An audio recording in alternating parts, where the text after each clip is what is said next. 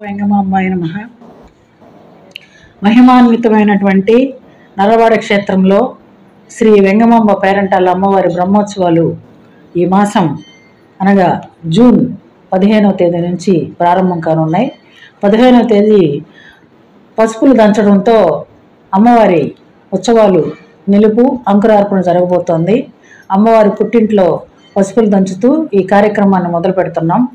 అదేవిధంగా 16, 17 అటు వడ్డిపాళ్యంలోనూ ఇతర గ్రామాల్లోనూ అమ్మవారి రథోత్సవం జరుగుతుంది.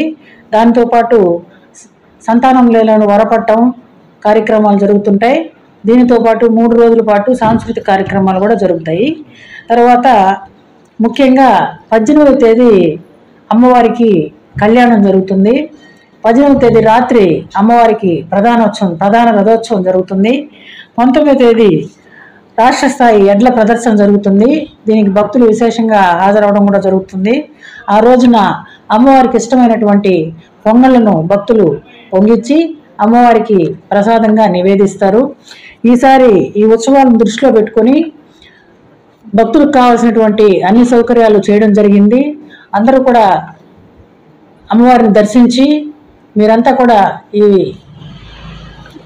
ఈ యొక్క బ్రహ్మోత్సవాల్లో పాల్గొని అమ్మవారి కృపకు పాత్రులు కావాలని అందరినీ బ్రహ్మోత్సవాలకి ఆహ్వానిస్తారు.